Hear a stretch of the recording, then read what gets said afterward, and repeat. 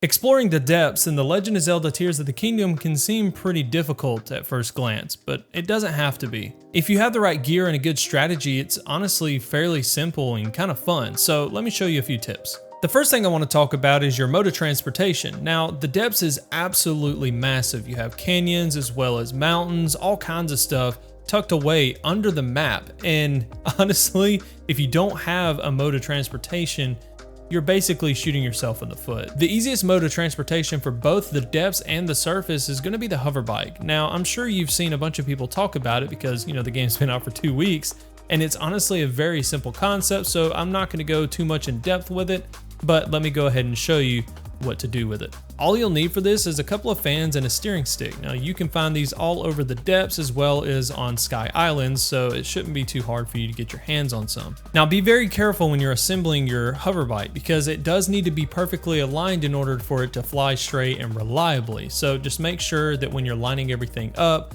that you kind of get a little bit of a top-down view just to make sure everything is centered with itself. That way you're not tilting off to the left or to the right when you're trying to fly. It just makes things really difficult. Another tip I'll give you is to lay both fans flat on the ground and tilt the steering stick back when you're attaching it to the fans. That way, when you're up in the air, you're leaning forward. That way you have more forward momentum and you fly faster, and you can honestly kind of glide downwards as well as upwards, depending on if you're pressing forward or back on the steering stick. And it just makes the maneuverability of the hover bike itself a lot easier when you have those fans facing forward. Another really good tip is to put a giant bright bloom seed on your hover bike. That way it serves as a really big headlight.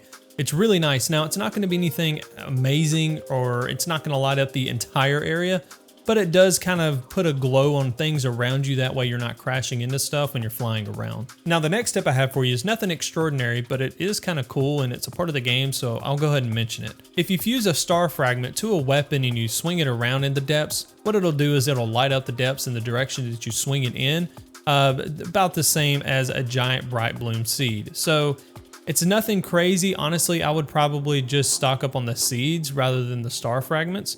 But it is something that you can do as you're traversing the depths. Like if you're having to just travel around a cave area or something like that and you just need quick light, you can pull that out, swing it around, and it'll light up the area. Now, if you want to take the hover bike to the next level, you can do 3 fans instead of 2. I have 2 in the front, 1 in the back, and the back fan is tilted to give myself that forward thrust, but that allows you to carry heavy stuff on the bike, just like this construct head that I have a couple of beam emitters attached to.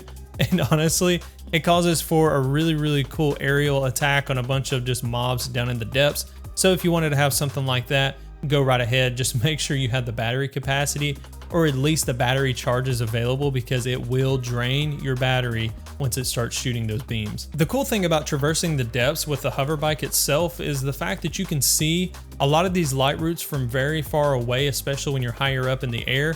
And then you can just go ahead and pull out your little zoom function and you can go ahead and mark it.